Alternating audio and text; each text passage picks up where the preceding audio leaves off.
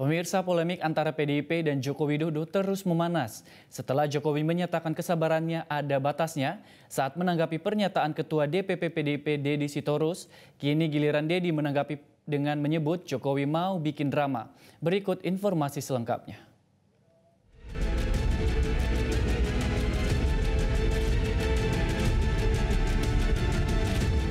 Polemik antara mantan Presiden Joko Widodo dengan PDIP bermula dari pernyataan Ketua DPP PDIP Deddy Sitorus yang mengungkap bahwa pada Desember tahun lalu ada utusan yang meminta Hasto Kristianto mundur dari jabatannya sebagai Sekjen PDIP dan meminta agar PDIP tidak memecat Joko Widodo.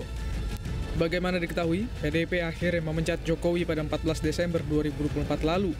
Deddy Sitorus menyebut utusan tersebut adalah sosok yang memiliki kewenangan kuat.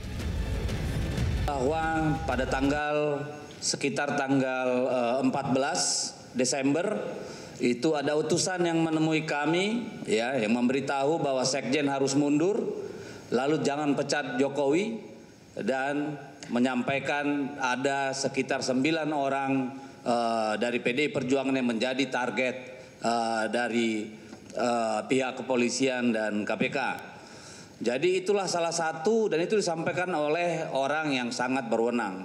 Dan itulah juga yang menjadi keyakinan kami bahwa seutuhnya persoalan ini adalah persoalan yang dilandasi oleh itikat tidak baik, oleh kesewenang-wenangan.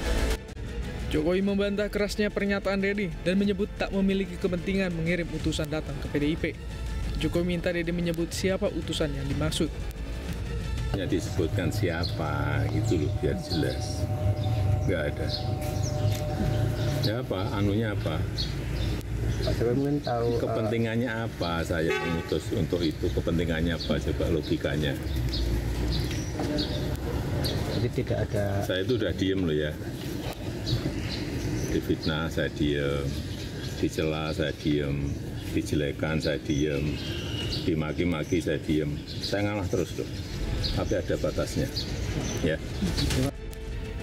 Pernyataan Jokowi itu pun ditanggapi oleh Deddy Sitorus. Deddy menyatakan tidak pernah menyebut Jokowi mengutus utusan, tapi menyatakan ada utusan yang meminta agar PDIP tidak memecat Jokowi.